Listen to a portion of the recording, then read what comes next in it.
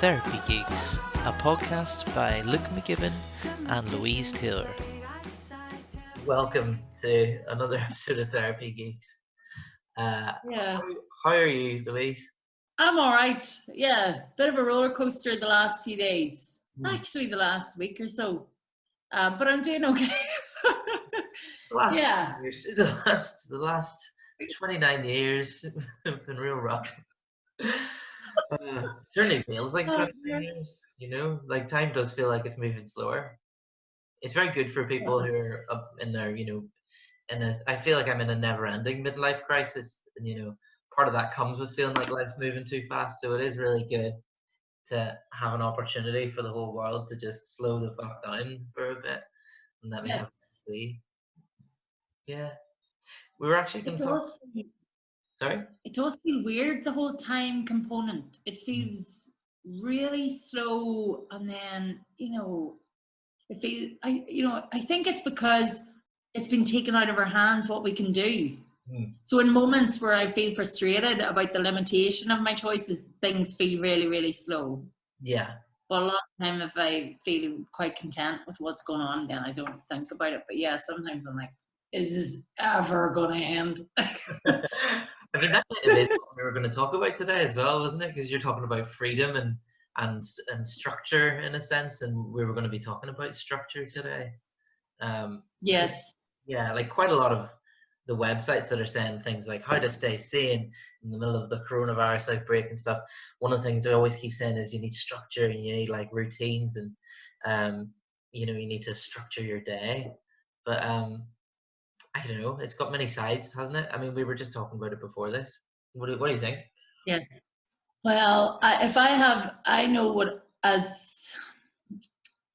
too much structure, if my like for instance, my diary is too full, there's too many things, I don't know when I have a day to just do very little. That is not good for my mental health and well-being at all.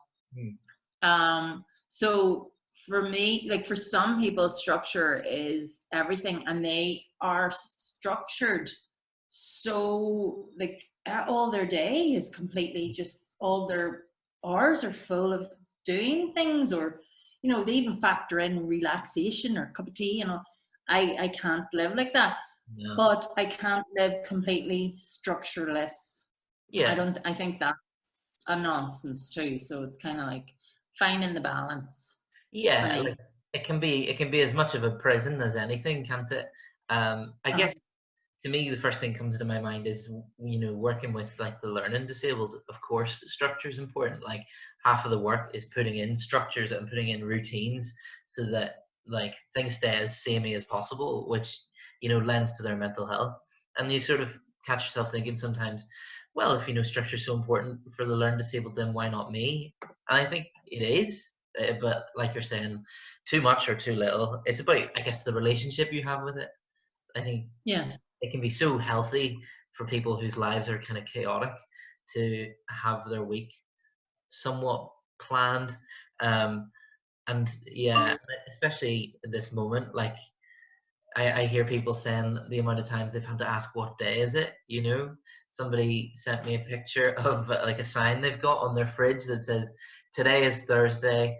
Thursday comes between Wednesday and Friday. It's just quite sweet. Oh, dear. But today is Friday, isn't it? Yes, today is Friday. Maybe one of these things. Jesus. Yeah. God, I know. Thank But God. Not that it matters. there was like a quote somewhere that I think is so pertinent to right now. I can't remember who it was. I'm probably going to Google it in a minute, but that all of man's problems stem from his inability to be able to sit alone in a room with himself. And Yeah. pretty spot on, I think. Yeah. Yeah. Can you sit and just be and not be? Yeah. That's mindfulness, though, isn't it? It is, yeah. I think I always hear that in mindfulness classes. They love that quote. Mindfulness teachers. Yeah. Yeah. Also, though, and it's difficult, like because we're not necessarily sitting alone with ourselves. I mean, a lot of people right now are finding out that their relationships, their romantic relationships, are far more brittle than they realize. Oh, Jesus. Well, I realized that last year, so I have to say, my ex and I are like, thanks. You got it all out of the way. That's good, you know. That's helpful. We're ahead of the game. I Because actually think apparently, I think what? I think it actually has kind of strengthened my romantic relationship because That's really good. yeah, I mean, I don't. I mean, maybe it's just not been long enough yet. Maybe give me another week and we'll be tearing each other's eyeballs out. But like, I don't know. I mean, I guess there's a good. It's lucky. There must be a good reason that we chose each other because Yeah.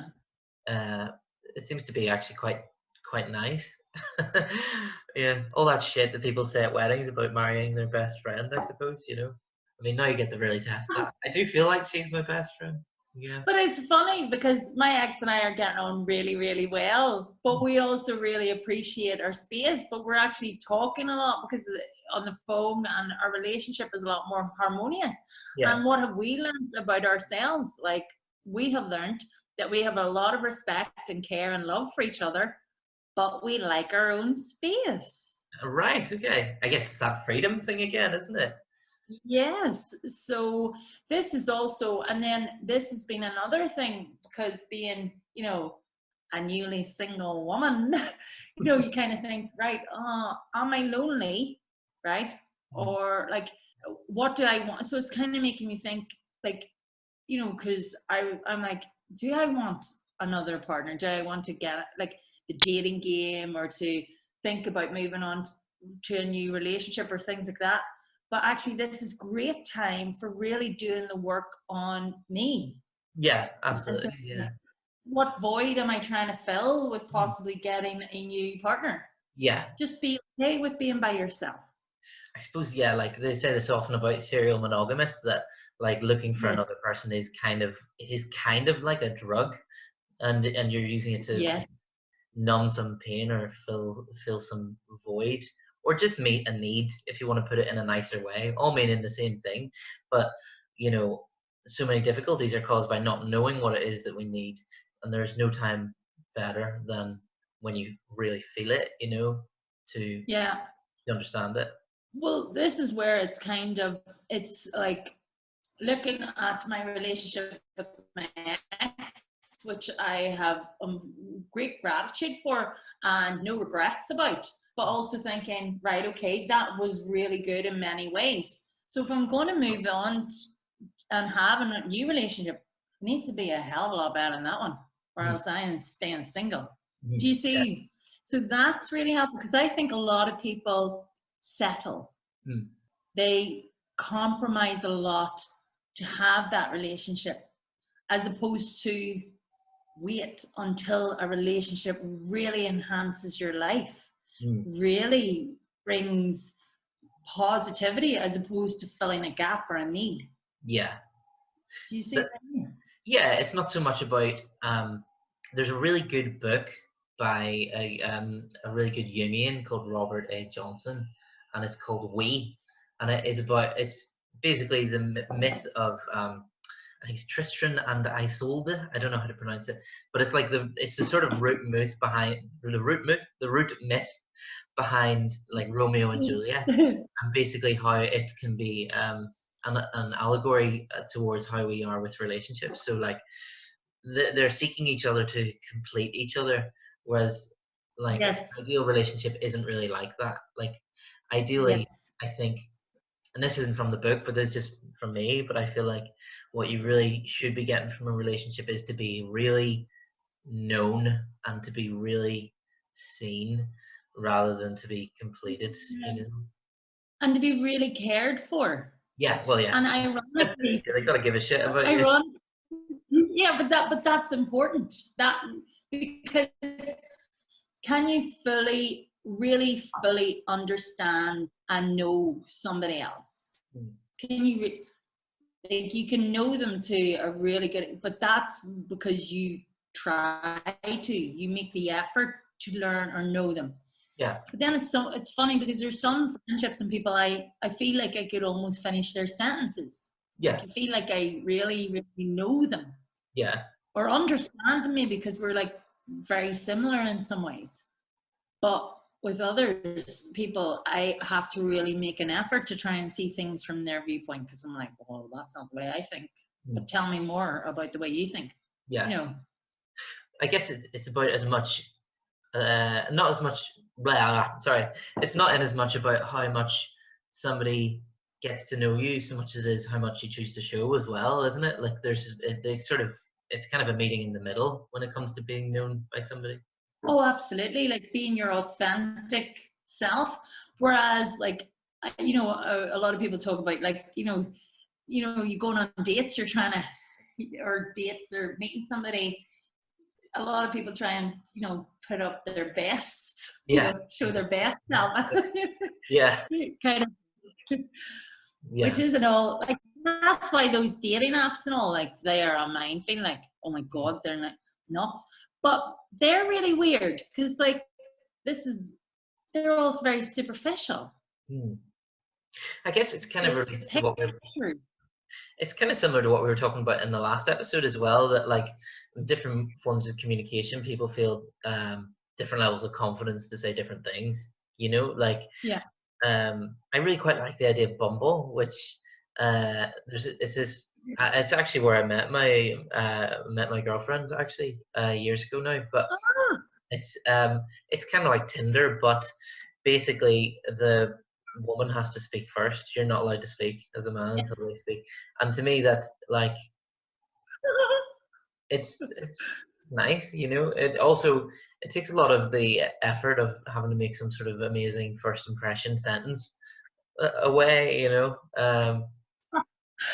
I know Bumble. The woman makes the first move, they say. Yeah. But the whole thing, I find the whole thing weird. Like, it's fun, but I think for me, I think I've got to meet people. Oh yeah. Like, as in, like, I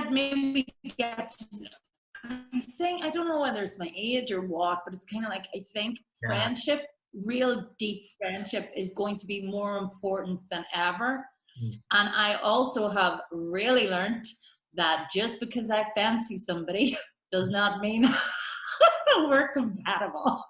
So that's a big revelation. Yeah. I think everyone has the revelation. I know that sounds ridiculous. No, everyone has to figure that out. Everyone has to figure that out at some point in their lives, definitely. I think everyone has. Yeah, like, you can be blinded by a good-looking individual, but then I kind of, now I'm a bit more like, Yeah. I might find you very attractive. Doesn't mean I'm coming near you. It doesn't mean because it's not always the best. I think, like, there's a change in what you see as a red flag as well as you get older, and sometimes it's so subtle. It's not even like things or like taste or what they like. It's more like the way they communicate or the way that they describe their life up to this point. Or I always think a really telling thing is how somebody talks about their exes as well, like, I mean, of course everyone thinks that, but I mean 100%. you gotta watch out for people who all of their exes seem to have been like evil bastards who've done all these horrible things, and you sort of I mean, that's going to be me. Somebody you're going to be describing like that, or like, there's every chance, because some people do just end up in a lot of bad relationships, but there's also just a chance that, there's a saying that if every room smells like shit, check your shoes, Yeah, but that's the other thing. But it's like, it's really hard in terms of, like, that was another thing I find that I was counseling men. This is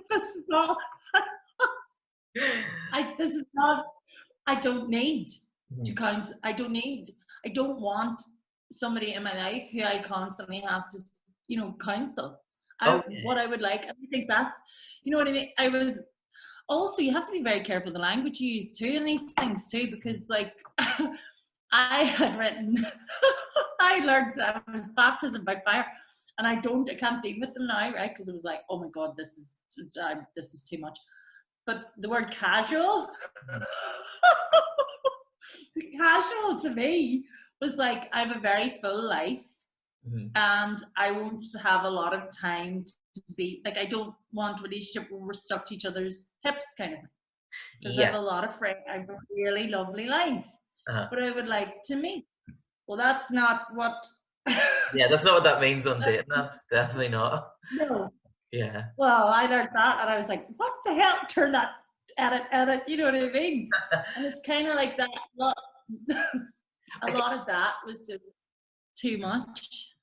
It kind of ties in, I suppose, to the what we're talking about in the broad sense of structure. That like dating apps are structured to make communication a certain way, and we're also we're allowed to tell a sort of story of ourselves, and in a sense, we were saying this earlier, that like story is kind of a structure as well. Like the story that you tell about your lives, you know, it's a kind of structure there.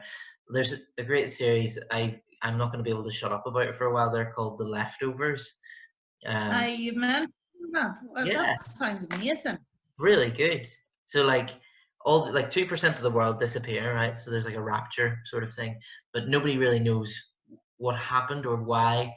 And there's every chance that by the end of it you might not actually even know why, because the show isn't really about it so much as it is about how people deal with it.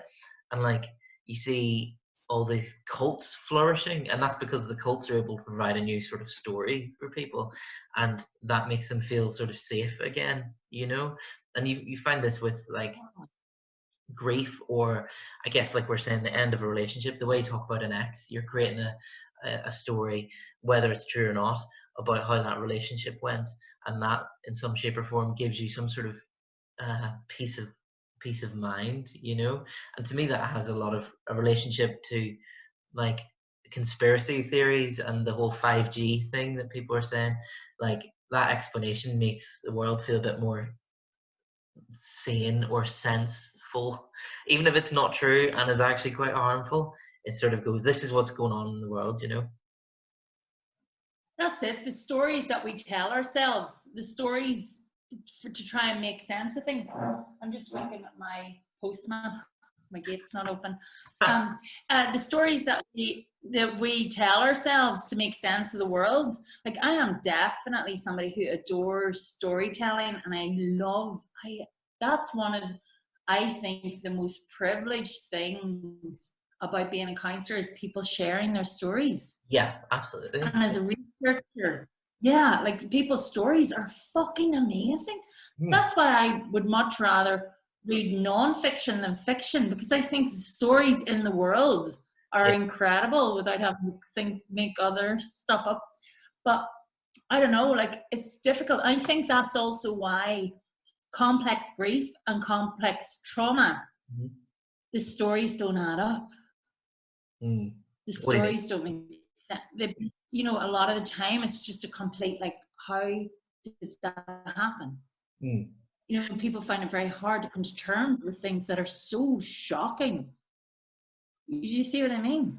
I suppose, yeah. That, like, I guess what you're saying is that, like, a lot of the defense mechanisms that people have also have to do with how the story is told, and yes, and that can lead to these, I guess, plot holes in someone's life story. I don't know. I don't like putting it like that, but that's usually sort of where you tend to go as a therapist, really, isn't it? You go, you know, that seems to be an odd description here, or you know, that seems to be odd that happened, you know, or at that point, or whatever. Because they can't believe that the story's theirs, or that it's part of their life. It's surreal. It's kind of, it can be like just unbelievable. You know, it's like, this is not, and I think that's a big part of complex grief, complex trauma. It's the acceptance, the integration of the event into the life story. Right. Because the desire is to reject it, to go, no, because it's so painful. And I guess like it's kind of how, you know, these stories kind of provide, when they're done correctly, have a sort of beginning and ending for Yeah. somebody. Like, it's yeah, it makes me think of how well, I guess during the pandemic, I think what a lot of people are struggling with is there isn't like an end date to look forward to, because the government can't really provide that right now. And I think it's really good that when they say we're going to review it on 3 weeks, because then that's like they need a date that could be an ending or the beginning of an ending, like it's people need that in their lives, and I think people need it on a smaller scale in their days, because I find like there's things like I like having a shower in the morning, or like brushing my teeth in the morning and evening. People who are really depressed don't have these bookending activities at the start and ending of their day, and it makes it Yes. feel like this sort of endless blur of shit feeling and malaise. And I do think that those little things like brushing your teeth in the morning and evening have such a big part of your mood that you don't even notice, because Oh, that is the buttress of your day, is the bookend. but actually, just being aware that I realize, like, people with depression, they often, like, the thought. I think it must be the weight of the activities, just the sheer strength it takes them to get things done when feeling that heaviness. Because I get, like, I'm kind of up and looking forward to the day, and yeah, sometimes I'm like, this is a bit crap, or this is okay, and I can feel frustrated or dissatisfied with things, but I still know I have a really good life, and I still know I'm not depressed because of that level of motivation and desire to do things as simple as getting washed, making myself food, feeding the dogs, looking after. The fact that I can do all of that tells me I'm in good mental health, Right, because yeah. I know I do not want to do any of it. So it's not even so much a cause of good mental health, you're saying, as it is caused by good mental health. It's a sign that things are good.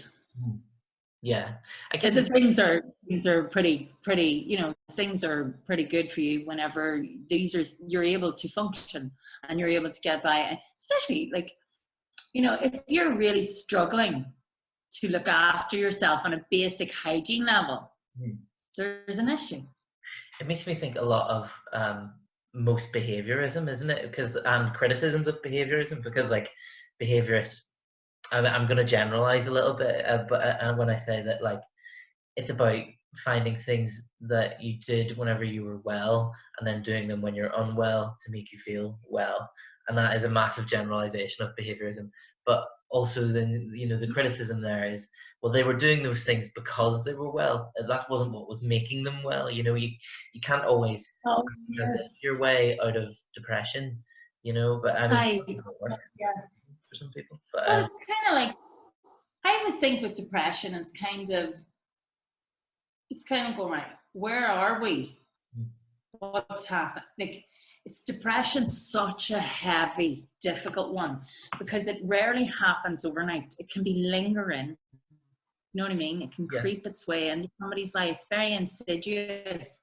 Mm. But whenever it clutches people and really gets hold of them, I would describe it more, what I think, like, people would say, oh, they're depressed because they're down, they're low mood. Mm. Actually, I think depression is a deep numbness. Oh yeah, yeah. It's a not feeling.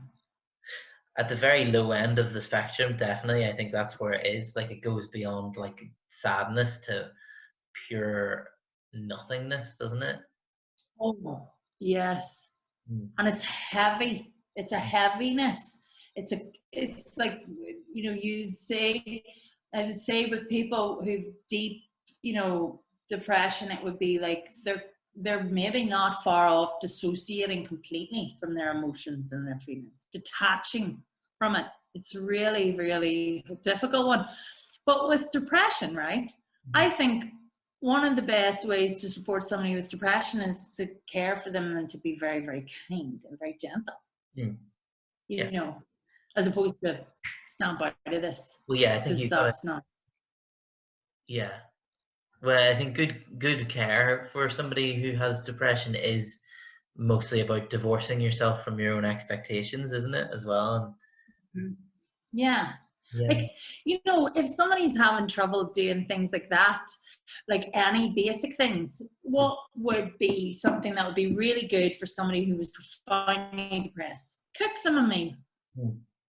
Yeah. and leave it run, you know? Yeah. Or, you know, what? Put a wash on, buy some flowers. I don't know. Yeah, like little things make a big difference, I guess. I Mm. think so. Or you know what? One of my daughters was telling me the other day how one of her friends, like, she said, "Oh, Mom, sorry I burnt that pizza." She said, "Sorry I burnt the pizza, but one of my friends was really low, so I started writing paragraphs of how important she was to me and why she was really important in my life." Ah, that's nice. She's like, "That's why I burnt the pizza." And I was like, "That's lovely." That's so nice. It's such a lovely thing to do. Are you sure You she did know, that, or are you sure that it's not just like a very clever move to get? she's You know like, what I "I mean? know what my mom loves. She loves people writing really nice things to each other. So I burnt the pizza, Yeah, and she hates waste. So I'm gonna tell her how will I get off the hook? I'll tell her I was really nice to her friend." it's equally impressive if if that was true as well. To be fair, if it was like a big trick, you know, but Yeah, exactly. The way I'm happy. I'm like, "That's lovely." here, Yeah, tell I me just this. thought it was really, really nice because that's how you can help people, I think, with mental health. Is remind them how important they are. Yeah, well, yeah, Yeah. exactly. You got to bring that to them, and like, because yeah, nobody who's depressed is ever feels important. You know, the two don't really mix. Um, that's a bit of a blanket statement. Maybe that can happen. You know, emotions are messy, but uh, yeah. Here, tell me this. How would you normally like structure a session with a client, or do you sort of let it flow? Depends on what the client wants. Hmm. Yeah. Like definitely it does depend on what you're feeling is needed, doesn't it? Like I've maybe only had to really structure it with a few clients in my life because like there's been maybe one or two clients who I've seen who like would come in and I would sort of let them have the floor, if you will, and um they would talk for the whole hour, but it would be the same thing they said the week before, like the exact same tone, the exact same story, the exact Yeah. same beats, and you wouldn't even really get the chance to reflect on the story properly because the story's kind of given as one big glob, and you don't really get to go, oh, that must have been hard for you because they're not really listening because they're moving on to the next bit of the story because they're wrapped in that. So I have had to go to some people like, okay, so we're going to just stop here for a minute and talk about this, or maybe this week we're going to talk about this and then maybe we'll talk about this. And like, um, that was more like that. But I feel like they maybe needed that more than anything. See, I don't think clients who really, really enjoy really rigid structure, I don't think they would find me that helpful. Because, like, with the best of intention, you can set a structure and then things will go up, like things will go all over the place. But that's maybe a complete reflection of me because I'm kind of right. They'll generally clients will know what they want from counselling, so definitely that will guide the process. But in terms of the session being too structured, I think that's not something that I would have. I'd really like, right, for this we're going to talk about this and this, and then Yeah, the time limits. I don't think I'm very, very good like that. it's very much like The a time. in case of emergency break glass thing, like I wouldn't normally like it. I don't like taking too much control from them, or like, yeah, even being, it feels kind of interfering. But there is times where I sort of have to go. I want to make sure you're getting something out of this because my big fear is that I will have a client like that who comes in and says the exact same thing every week, and then one day they'll come in and go, you're fucking useless. You never do anything. You never get the chance to speak, mate. But all right, So yeah, some people need a little nudge. Is all. Well, that's true. I was just thinking of a session, like a walk and talk session, where so the sessions are about an hour, but I got lost on a walk and talk with a client. Oh wow, how long were you gone? 2.5 hours. Oh wow, was it a good session though? Well, yeah, well, it was a bit awkward. Like, I'm like this. I'm like this. Where's the car park? Yeah. So that was where I really failed in terms of structure, because I was confidently walking around thinking, I know this place. I've walked here loads. And then I didn't know it as well as I thought I did.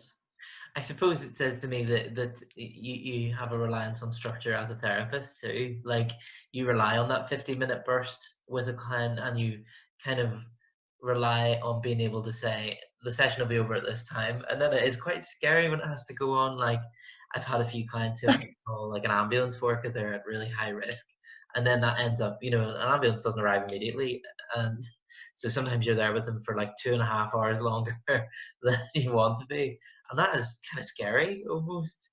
You want to sort of put things down and stop being a therapist for a minute, but I mean, that's Well, so you can't really. So now you're thinking, like, now we're talking about structure. That's made me think about support structure or support networks. So what to do in times of when things go a bit wrong. Like so you're aware of what structures or what thing. Does that make sense? Because that's very important, I think, as a counsellor. Yeah. So like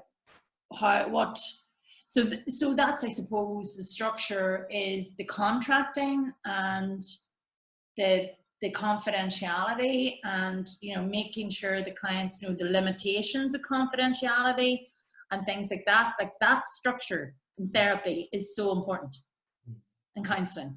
Yeah, for you as well as them, you're saying? Oh, absolutely. Yeah. Because so whenever my structure, so it was like the hour session, but then I went to 2.5 hours, right? That was completely on me. That was completely my fault. So I was completely like, I'm really, really sorry.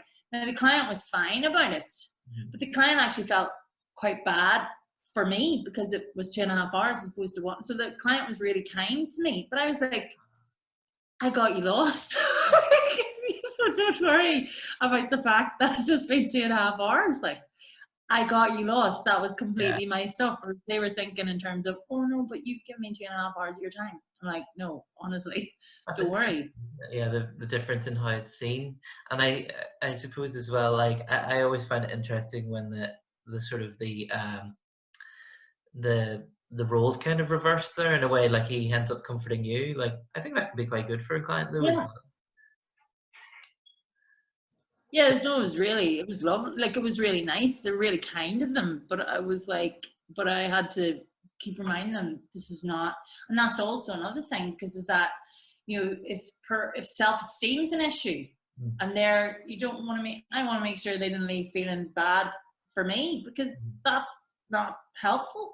Well, I guess in terms of their therapy. That's true too. You could argue that, but you could also argue it might be quite good for somebody to get in touch with something quite nurturing in them, or a partner who wants to help. Like, a lot of people love helping, like so many people who are depressed feel like they're depressed because they're constantly giving of themselves to others, that's what people say in the room. I don't know if it's true or not, but that's what they say. Yeah. Giving of themselves, or maybe misunderstood. Yeah, but also that's burnout too. Well, that's true as well, yeah. I guess one thing that popped into my head there, just about what you were saying a minute ago about how the roles changed, was that something we were saying before recording there was that, like, structure can be like very amazing, but it can also be like a prison, And there was this time in secondary school when I decided to I was on the school bus home, and I decided to get off a stop early and walk to my girlfriend at the time's house. And it felt like amazing because I changed like one tiny thing, and I felt like I could do anything. And I turned up at her house, and she didn't really know I was coming.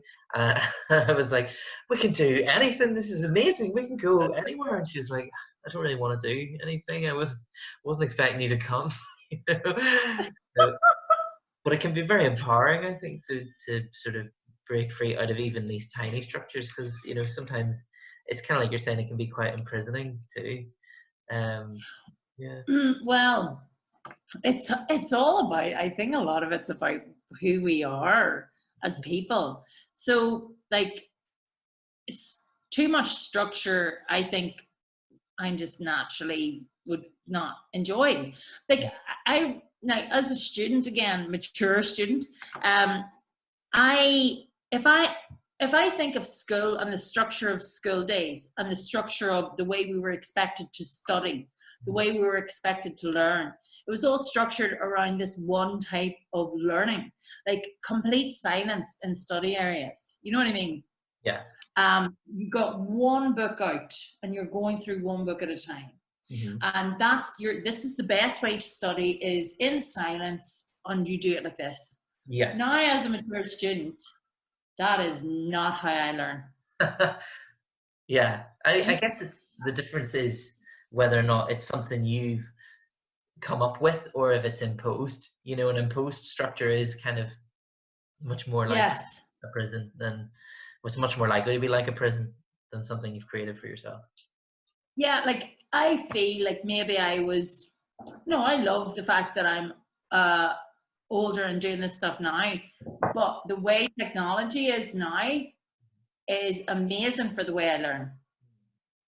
Whereas that back in the day, I don't even think I was anywhere near reaching my potential at school, because it was a load of I find it so dull. Yeah. Like, I find it so boring. I find it so and I was like, I wasn't really motivated. I wasn't inspired.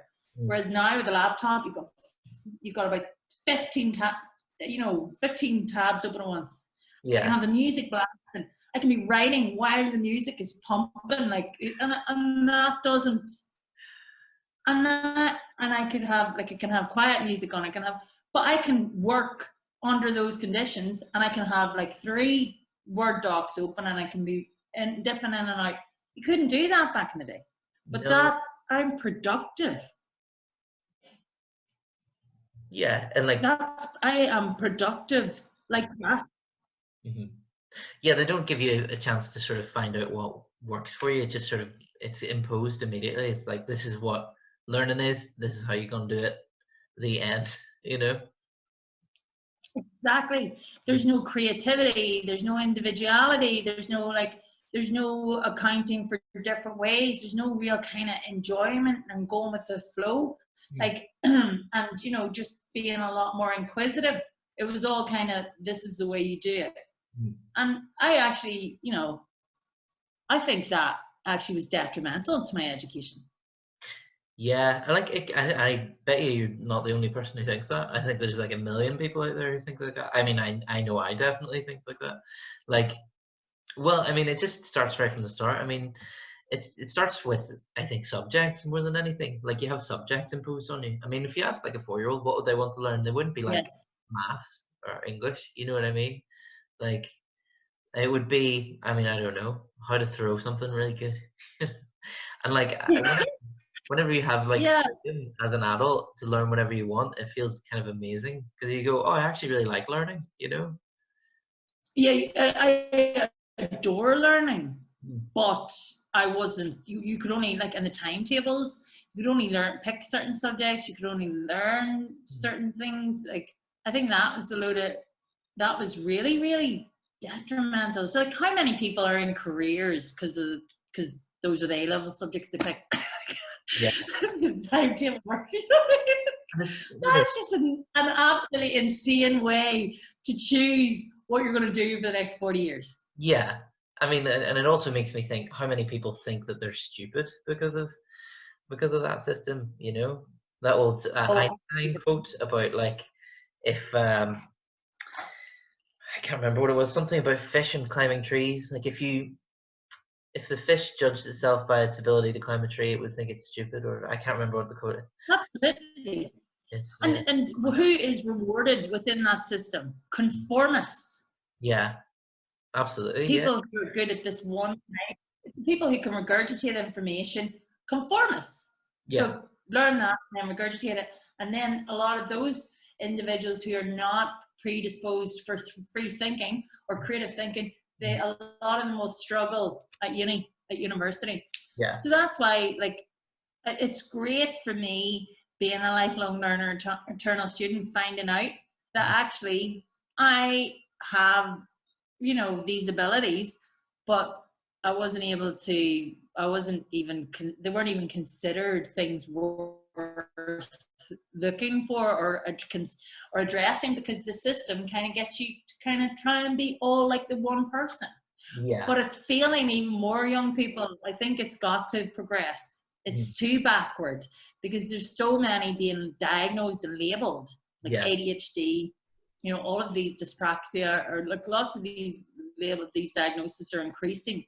Whereas I'm like, ADHD, like, are they maybe just bored, stupid with the nonsense that they're being told to sit and listen to all day?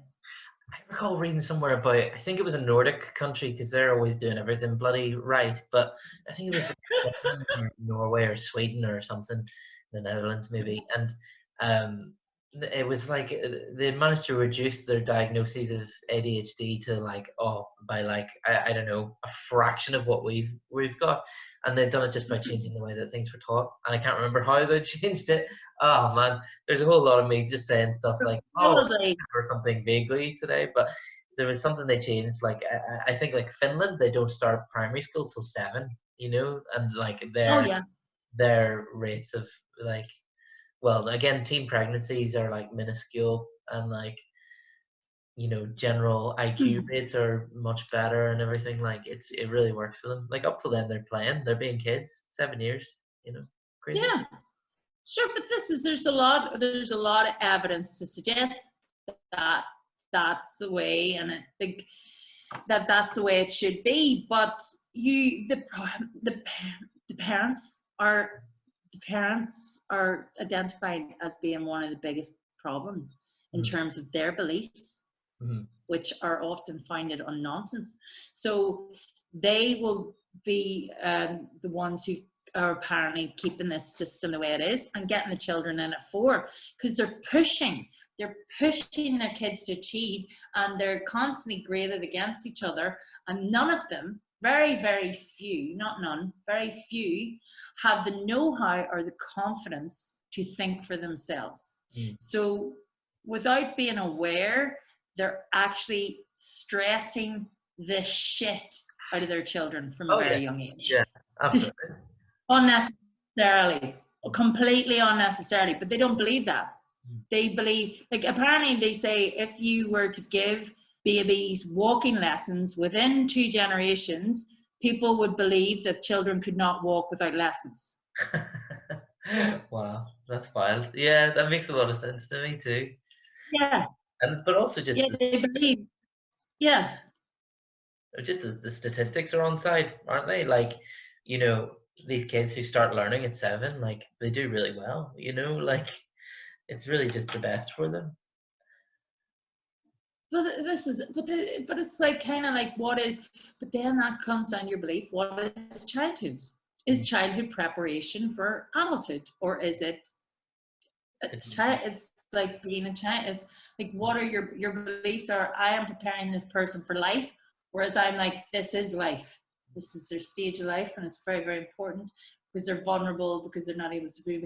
So yes, they have a lot more dependence, or they're coded, but this is an important, a very significant part of life. This is not before life really happens. Do you know what I mean? Yeah. People see it as preparation for life. Yeah. I guess it's about what we were saying earlier about divorcing yourself from expectations, like the expectations of your child, I guess, or for your child. I guess The lack of respect. I find it actually, the way children are treated is generally dumbfounding to me. They're treated like that I don't know, that they've no rights, very few rights. You've only as many rights as adults give them, and they're not really respected or given a lot of autonomy, or not really regarded as equal individuals. They're not. They're treated like rubbish, a lot of them, I think. Yeah, no, I agree. I mean, like, I feel like, and I feel like anyone who's been a kid could probably agree that, like, nobody has, like, all great memories of school and education, you know? Like, nobody got out of there untouched, you know? Well, I had a lot of positive memories of school and education. Last few years, schools, I'm not impressed with them at all. I think they've become more unsafe in many ways. I think it's because of the strength of teachers' unions a lot of the time. The strength of the forces that are in place to protect the institutions are the biggest danger to children, and they've become heightened. So you have a lot of good individuals in these systems, but these systems will protect themselves and the staff at all costs. And that is one of the most extraordinary things I've come to learn. How children have less rights than they did in the 1980s and 1990s. God, I feel like we could do a whole podcast on that alone, actually. I'm telling you, because that's structure too. You look at those structures, on how they're set up. Structures can be devastating. Yeah, absolutely. To the individual. And to the flourishing of the individual, I suppose, as well. Like, yeah, it can repress as much as it can help. Repress, annihilate, because they're powerful. They're very, very powerful forces. The structures, the social structures, and the institutions. So they are set up to protect themselves and their staff. So if you're in that system, they can be very difficult. And you can see that at the minute with the NHS and how vulnerable that structure is. We are all self-isolating because of the NHS. Because it's not been funded enough. It can't cope. It can't cope with this crisis. It can't cope with us to live normally in the midst of this. It can't cope with the numbers that could potentially be hitting it. So the self-isolation is to keep the population from becoming ill all at the same one time. And then boom, avalanche to them. Yes, they've said that we can't cope if you all don't get your ass in your houses and stay away from each other. We're not going to cope with this. There's literally a line on a graph, you know, there's a line where it just says, this is our capacity, you know, and they have the potential to go way above that, like by quite an amount, you know, which is, like this is it. I mean, that structure should have been funded better. Sorry? Well, this is it. That structure is, and that's life and death structure. And it's got its limitations, and people will die because it can't cope. It's got its limitations. And that's a social structure that has been set up to preserve life and to look after our health. And they've acknowledged that it is underfunded, they've staff issues, and it's actually, you can see with the graphs and statistics, the number of ICU beds, the number of beds, and you compare it to other countries, you can 100% see how vulnerable and how devastating that structure could be in terms of life and death. Like we saw that in Spain, I think they nationalized all their private hospitals, and like you could see the line on the graph how much higher it went. It like doubled the capacity that they had to be able to treat people in Spain. I think they did the same down south as well, and it made a massive difference there. Like crazy. Like I think they've got like, is it a third, half the deaths down there that they're getting like in the UK, which is crazy, you know, even when you adjust for the population. Well, and that's it. That's what, like, I think that's the overall. It's kind of like looking at structures and how they're everywhere. You can't really avoid them, can you? No, like you can't. Part of society, I suppose. Well, I mean, you can't really live without some kind of structure. Yeah, I guess, yeah. And in each one, I suppose it depends on whether it was like earlier, like whether it was imposed or designed for people, and whether like you were saying about schools in the NHS, what their aim is, like the aim of a teachers union is to protect teachers, and that doesn't always come. That can sometimes come at the expense of a child, Yeah. you're saying. Whereas the aim of an NHS has always been to help people, Oh, yes. and like that's it. That Yeah, was how it was set up. yeah. Anything that becomes motivated by profit becomes less effective as to what it should be for, basically, because there's always corners you can cut to keep things profitable that will result in like death, and like if it's profit motivated, you're going to choose those. Yeah. But anyway, I'm about to go on a big spiel here, but I think that's good, isn't it? Yeah, I think we've done our usual. We've talked about loads and loads of things under structure. We covered lots of areas. Aye. Should we do the music? Sorry. Do the music? Yeah, no, what were you about to say there before I said that? I think, for two people who aren't the best at following structures, I think it's been a great chat on structure. We don't follow our deadline. We're very flexible. Do you know what I mean? Well, yeah, that's it. Like, I think like a bad structure is also rigid, isn't it? A bad structure lacks flexibility. We are very flexible, and I really like that about us.